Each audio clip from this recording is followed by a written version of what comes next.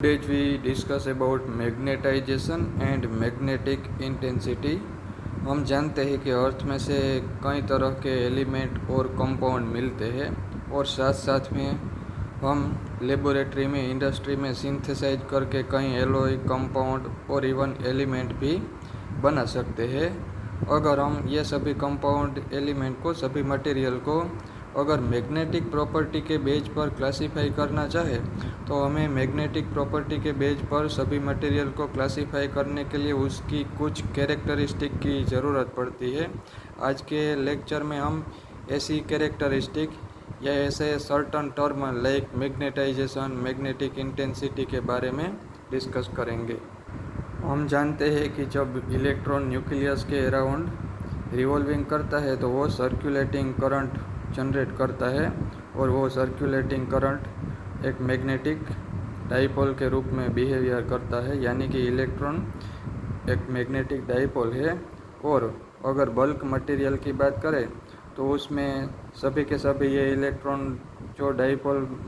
Moment के रूप में बिहेवियर करते हैं उनकी डाइपोल मोमेंट का वेक्टर एडिशन होता है और हमें नेट डाइपोल मोमेंट मिलती है। और ये नेट डाइपोल मोमेंट जो होती है उन पर से ये मैग्नेटाइजेशन नाम के टर्म को ऐसे डिफाइन किया जाता है। मैग्नेटाइजेशन उसका सिंबल है एम और magnetization means magnetic total net magnetic moment, total magnetic moment उसको मैं बोलता हूँ एम नेट। एम नेट यानी कि सभी इलेक्ट्रॉन की टोटल मैग्नेटिक मोमेंट जिसका वेक्टर एडिशन करना पड़ता है पर यूनिट वॉल्यूम, यानी कि टोटल मैग्नेटिक मोमेंट को यूनिट वॉल्यूम से डिवाइड करने पर हमें मैग्नेटाइजेशन मिलता है। और हम यहाँ से देख सकते हैं कि मैग्नेटिक मोमेंट का यूनिट है एम्पियर इंटू मीटर स्क्वायर, क्योंकि करंट लूप को मैग्नेटिक मोमेंट बोला जाता है, यानी कि करंट और area of one volume M cube, यानी कि मैग्नेटिक मोमेंट का यूनिट होगा एम्पियर इंटू मीटर इनवर्स और उसका डायमेंशन होगा length inverse ampere. Now consider a long solenoid of n turns per unit length and current flowing in solenoid I, then we know magnetic field of solenoid is given B0 is equal to μ0 Ni। ये solenoid के inside interior में जो magnetic field है उसे मैं B0 से denote करता हूँ, यानी कि B0 is equal to μ0 Ni। यहाँ n सोलेनोइड के number of turns per unit length है और I उसमें से करंट फ्लो हो रहा है। ये सोलेनोइड में जो करंट की वजह से मैग्नेटिक फील्ड प्रोड्यूस हो रहा है ये मैग्नेटिक फील्ड है B0 is equal to μ0 Ni। अगर ये सोलेनोइड की कोर को सोलेनोइड के इनसाइड मटेरियल को अगर किसी सोलेनोइड के अंदर के कोर को किसी मटेरियल से भरा जाए तो ये अगर मटेरियल का नॉन जीरो मैग्नेटाइजेशन होगा, हम जानते हैं कि मटेरियल में जो सभी इलेक्ट्रॉन है वो मैग्नेटिक मोमेंट प्रोड्यूस करते हैं और सभी net magnetic moment per unit volume को हम मैग्नेटाइजेशन कहते हैं। यानी कि जिसका मैग्नेटाइजेशन हो सके, यानी कि नॉन जीरो मैग्नेटाइजेशन हो, ऐसे किसी मटेरियल को सोलेनोइड के कोर में रखा जाए तो जो सोलेनोइड का हमें नेट मैग्नेटिक फील्ड मिलेगा वो मैग्नेटिक फील्ड ये करंट की वजह से जो मैग्नेटिक फील्ड जनरेट होता है उससे थोड़ा सा ग्रेटर होगा। ऐसे केस में हमें मैग्नेटिक फील्ड मिलेगा उसे मैं B से डिनोट करता हूँ और B इज इक्वल टू होगा B0 प्लस BM। यहाँ B0 जो हमारा ओरिजिनल मैग्नेटिक फील्ड करंट की वजह से जनरेट हुआ है वो है, और BM यानी कि मैग्नेटाइजेशन की वजह से हमने जो मैग्नेटाइजेशन जिसका हो सके ऐसा मटेरियल सोलेनोइड के कोर में रखा तो हमें जो मैग्नेटाइजेशन हुआ और उसके कारण जो मैग्नेटिक फील्ड जनरेट हुआ वो मैग्नेटिक फील्ड है BM। और एक्सपेरिमेंट से ऐसा देखा गया है कि जो मैग्नेटाइजेशन से मैग्नेटिक फील्ड जनरेट होता है वो मैग्नेटाइजेशन से जनरेट होने वाले फील्ड मैग्नेटाइजेशन के प्रोपोर्शन में होता है BM प्रोपोर्शन टू मैग्नेटाइजेशन। और यहाँ मैं यह प्रोपोर्शनलिटी के साइन हटाने के लिए कांस्टेंट पुट कर देता हूँ BM is equal to μ0 M। ये म्यू जीरो को जो प्रोपोर्शनलिटी कांस्टेंट है उसे परमिएबिलिटी ऑफ वैक्यूम बोलते हैं, जो बायो सावर्ट लॉ में हमें दिखने को मिलती है। अब मैं ये इक्वेशन को सारे के सारे डिनोमिनेटर में म्यू जीरो से मैं डिवाइड कर देता हूँ, यानी कि B upon mu zero is equal to B zero upon mu zero plus B M upon mu zero. तो ये इक्वेशन को मैं आगे लिख सकता हूँ, B upon mu zero is equal to B zero upon mu zero plus, हम जानते हैं कि ये जो मैग्नेटाइजेशन की वजह से मैग्नेटिक फील्ड होते हैं, हमने डिस्कस किया कि वो मैग्नेटाइजेशन के प्रोपोर्शन में होते हैं, और उसके इक्वल में लिख सकता हूँ mu zero M upon mu zero, यानी कि फाइनली ये इक्वेशन हो जाएगा बी अपॉन म्यू जीरो,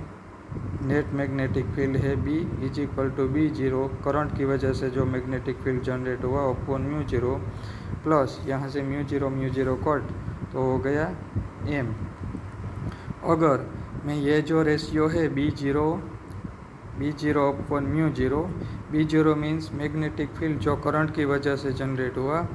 अगर उसको परमिएबिलिटी ऑफ वैक्यूम से डिवाइड कर दे और जो हमें ये कांस्टेंट मिलता है, ये जो रेशियो है, अगर ये रेशियो को एक नए कांस्टेंट से इंट्रोड्यूस किया जाए और उसको मैग्नेटिक इंटेंसिटी एच से डिनोट किया जाए, एच मीन्स मैग्नेटिक इंटेंसिटी को एच कहा जाता है, और एच को ऑक्सिलरी मैग्नेटिक फील्ड भी बोला जाता है, और एच इज इक्वल टू होता है B zero upon mu zero, B zero यानी कि जो करंट की वजह से मैग्नेटिक फील्ड जनरेट हुआ हो, और वो मैग्नेटिक फील्ड को अगर हम परमिएबिलिटी से डिवाइड कर दे तो हमें जो मिलता है उसको बोला जाता है मैग्नेटिक इंटेंसिटी, यानी कि एच। अगर एच की वैल्यू मैं यहाँ पुट कर दूँ ये एच, तो हमें फाइनली मिलेगा B is equal to mu zero, यहाँ मैं मल्टीप्लिकेशन में लिख देता हूँ, तो फाइनली हमें मिलेगा mu zero into H plus M, यानी कि net magnetic field B is equal to mu zero H plus mu zero M, ऐसे भी मैं लिख सकता हूँ। और अगर ये इक्वेशन को मैं ऐसे भी अगर लिखना चाहूँ तो ऐसे भी लिख सकता हूँ, B upon mu zero is equal to H plus M,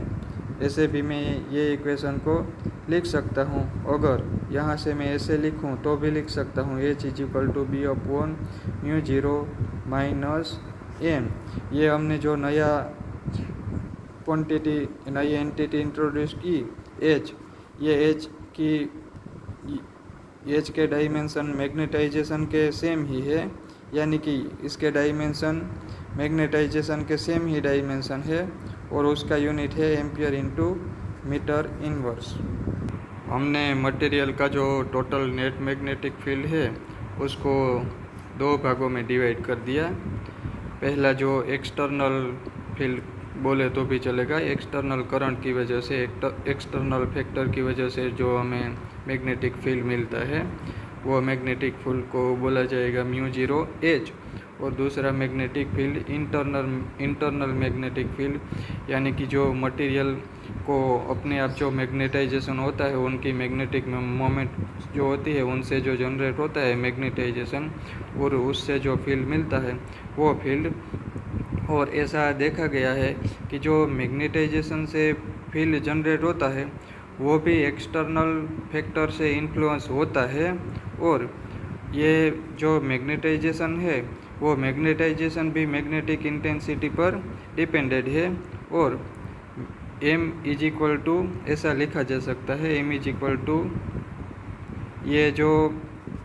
proportionality constant है वो डायमेंशनलेस क्वांटिटी है, और उसको मैग्नेटिक ससेप्टिबिलिटी बोलते हैं, यानी कि magnetization is equal to magnetic susceptibility into magnetic intensity. उसका ये जो ग्रीक अल्फ़ाबेट है उसको चाई बोला जाता है, उसके प्रोनाउंस है चाई, CHI। मैंने यहाँ थोड़े से ये ग्रीक अल्फ़ाबेट है उसके एग्जैक्ट प्रोनाउंस लिख दिए हैं, उसमें थोड़े से कन्फ्यूजन होते हैं। ये सिंबल है जाई, उसका प्रोनाउंस होता है जाई, बाद में ये पाई, ये फाई, और ये जो श्रोडिंजर इक्वेशन में आता है साई, PSI साई, और यहाँ जो ये डायमेंशनलेस क्वांटिटी है वो है चाई, CHI चाई,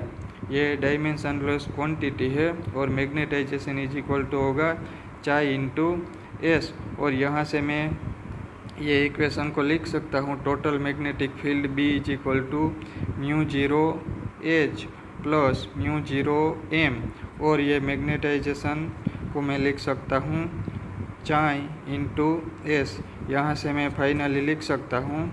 ये total net magnetic field B is equal to, मैं μ0 को कॉमन ले लेता हूँ और H को भी कॉमन ले लेता हूँ, तो लिखा जाएगा 1 प्लस चाई, यानी कि B इज इक्वल टू μ0 और ब्रैकेट में रहेगा 1 प्लस चाई H। ये जो क्वांटिटी हमें मिली एंटिटी 1 प्लस चाई, उसको अगर मैं रिलेटिव परमिएबिलिटी μr से डिनोट कर दूं तो लिखा जाएगा μr 1 प्लस चाई। ये भी डायमेंशनलेस क्वांटिटी रहेगी और यह डायमेंशनलेस क्वांटिटी को मैं रिलेटिव परमिएबिलिटी से डिनोट कर देता हूँ। यह relative permeability somewhat dielectric constant जैसी है, जैसे हम डाइलेक्ट्रिक कांस्टेंट हमने चैप्टर 2 में डिफाइन किया था। Dielectric constant is equal to medium की परमिटिविटी अपॉन वैक्यूम की परमिटिविटी, यानी कि epsilon upon epsilon 0 is equal to dielectric constant, और डाइलेक्ट्रिक कांस्टेंट यानी रिलेटिव परमिटिविटी, और उसको हम ER से डिनोट करते थे।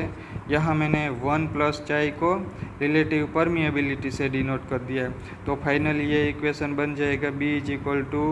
μ0 और ये 1 प्लस चाई रिलेटिव परमिएबिलिटी, उसे मैं μr से डिनोट कर देता हूँ,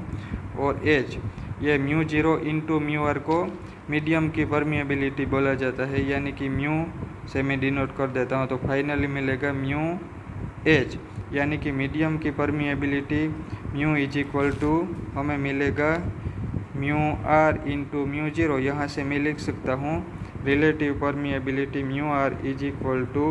म्यू अपॉन μ0, यानी कि जो ये μr है, μr is equal to 1 plus चाई, ये डायमेंशनलेस क्वांटिटी है, और μr इज इक्वल टू ये मीडियम की परमिएबिलिटी अपॉन ये वैक्यूम की परमिएबिलिटी। यहाँ जो ये 3 कांस्टेंट है,